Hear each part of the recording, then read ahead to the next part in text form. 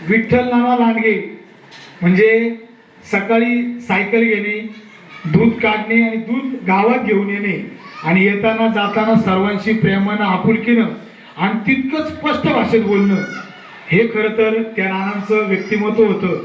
आज त्यांच्या जाण्यानंतर संदीप नाना असेल, राजू असेल किंवा स्वप्नील असेल, या तीनही मुलांना घडवण्याचं काम या मातेने केलेलं आहे. त्यानंतर सुनंदा अशोक नलावडे शाळेच्या त्याही नाणी आहेत. त्यानंतर शांताबाई वसंत नलावडे, शांताबाई बबन आहेत, आशाबाई रामदास नलावडे, अलका प्रभाकर नलावडे. अलका प्रभाकर म्हणजे ते हॉटेल होते तेच ना. ती जबाबदारी घेतली आणि उत्कृष्ट पद्धतीनं हा कार्यक्रम आयोजित केला जातो. ते अमित त्यांच्या या आजी आई आणि हे प्रभाकर नाना म्हणजे फ्रेंच कॅट ठेवलेले आणि सगळ्यांशी येता जाता म्हणजे कुणी भेटले त्यांच्याशी बोलले नाहीत असं कधीच होत नव्हतं. पण दुर्दैवानं माझ्यामध्ये ओझरच्या जवळच त्यांचा अपघाती निधन झालं आणि आपल्यातनं त्यांना निघून जावं लागलं. पण त्याच्यानंतर देखील अमितनी आणि या नानींनी हे कुटुंब अतिशय उत्कृष्ट पद्धतीनं हे सामाजिक कार्यामध्ये आखून घेतलेलं आहे. त्यानंतर सीताबाई गणपत नलावडे त्यांच्या सासूबाई म्हणजे सून आणि सासू एकाच दुःखात जेव्हा त्यांना सामोरं जावं लागलं, त्याच्यानंतर देखील या दोघींनी एकमेकींची मैत्री होऊन घट्टपणे हे नातं जपलेलं आहे. त्यानंतर सीताबाई गणपत नलावडे, मीराबाई बाळासाहेब नलावडे, सरूबाई पोपट मुंडे, सुशीलाबाई ज्ञानेश्वर नलावडे, संगीता सुधाकर नलावडे, संगीता प्रवीण नलावडे, सुनंदा दत्तात्रय काळे, सुनंदा देवराम नलावडे, सिंधुबाई प्रभाकर नलावडे, इंदुबाई दत्तात्रय भागवत, कांताबाई हरिश्चंद्र काळे,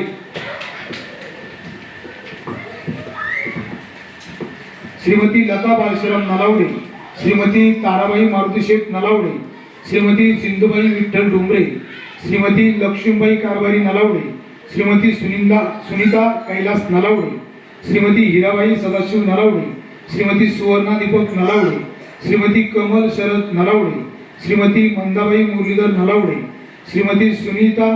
आता हे मुरली नाव जे आहेत ना ते तर सर्वांना परिचित आहे की आपल्या गावामध्ये म्हणजे ज्यांचं शाळा इथे झाली ना, म्हणजे गोळ्या बिस्किट मिळण्याचं ठिकाण तिथपासून तो वह्या पुस्तक, मला वाटतं आजही नानींनी ते वह्या पुस्तकांचं दुकान एक आठवण म्हणून सुरू ठेवलेलं आहे. आणि त्या नानांची खरं तर त्यावेळेस रॉकेलची एक एजन्सी ते चालवायचे, अत्यंत मनमिळावू स्वभावाचे आणि जवळजवळ अजात शत्रू व्यक्तिमत्व, गावातील मुख्य चौकात राहून सुद्धा कधीच कुणाला शब्दांनी न दुखावलेलं व्यक्तिमत्व म्हणून त्या नानांची खरं तर आजही आठवण राहते. त्याचप्रमाणे श्रीमती सुनीता सूर्यकांत राक्षी, सूर्यकांत नाना हे परिचित नाही असं गावातलं व्यक्तिमत्वच नाही, पण त्यांच्या अकाली जाण्यानं नानींनं स्वतःला म्हणजे शेती असेल, घरच्या जबाबदाऱ्या असतील, मुलांची शिक्षण असतील, त्यांचं जे काही नोकरी व्यवसाय असेल हे करत असताना गावाची ओढ म्हणून आज या ठिकाणी ते राहून गावात सेवा करण्याचा प्रयत्न करत आहेत. त्यांच्याकडे गेलं, त्यांच्याशी बोललं की प्रसन्न वाटतं, कारण की एक सकारात्मक ऊर्जा असणारं असं हे व्यक्तिमत्व आहे. त्यांना अनेक गोष्टी म्हणजे महिला असेल, महिलांचा समूह असेल, त्यांना एकत्र करणे, उपक्रम करणे याची देखील चांगली आवड आहे. त्यानंतर श्रीमती सुवर्ण दत्तात्रय नलावडे, श्रीमती हिराबाई गजानन मुंडे, डोलवड ग्रामविकास ट्रस्टचे माजी अध्यक्ष आणि अतिशय स्पष्ट वक्ते असणारे अशोक गजानन मुंडे, त्याचप्रमाणे जे काही आता सध्या विद्यमान माझ्यासोबतचे सहकारी विश्वस्त आहे सुभाष गजानन मुंडे यांच्या या मातोश्री.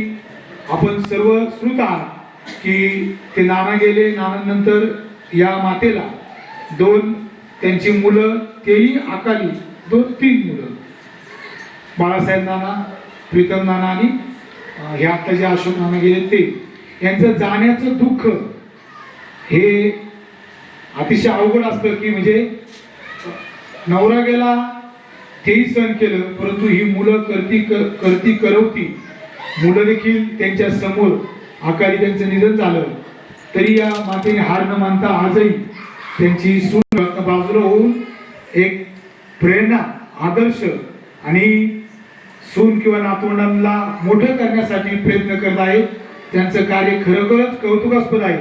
दुर्दैवानं त्यांच्या सुनबाई म्हणजे जे काय आपले अशोक नाना होते त्यांच्याही पत्नीला अतिशय कमी वयामध्ये या दुःखाच्या वेदना सहन कराव्या लागलेल्या आहेत. पण म्हणतात नियती पुढं तुमचं आमचं कुणाचं चालत नसतं, परंतु त्या उच्च शिक्षित आहेत. नक्कीच यातनं मुलासाठी, सासूसाठी एक वेगळा आदर्श अथवा त्या जिद्दीनं त्या सगळ्या संघर्षाला पुढे जातील आणि काहीतरी नवीन नाविन्यपूर्ण करून दाखवतील अशी माझ्यासारख्या एका सामान्य व्यक्तीला अपेक्षा आहे.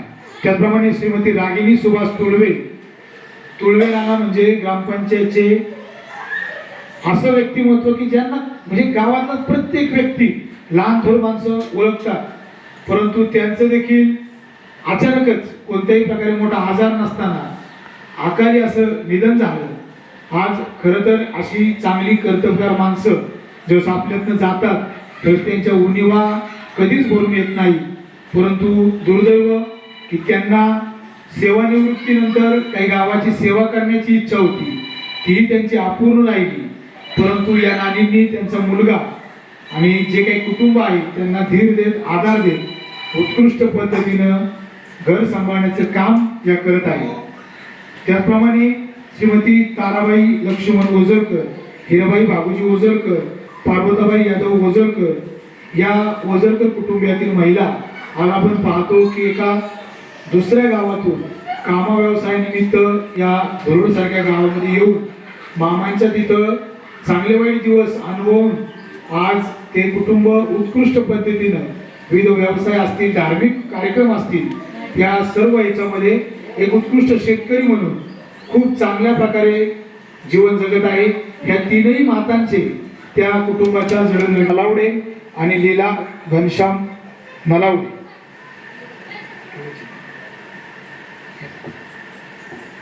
त्याचप्रमाणे ऋतिका रोहिदास नलावडे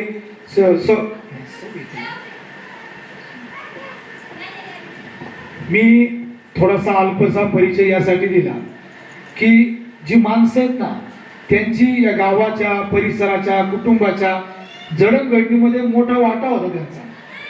त्यांचं जाणं हे फक्त त्या कुटुंबालाच नाही तर त्या कुटुंबाबरोबर त्या परिसराला, त्या भाऊबंद मंडळींना, या गावाला, या सर्वांनाच ते एक प्रेरणा दुःखद आहे.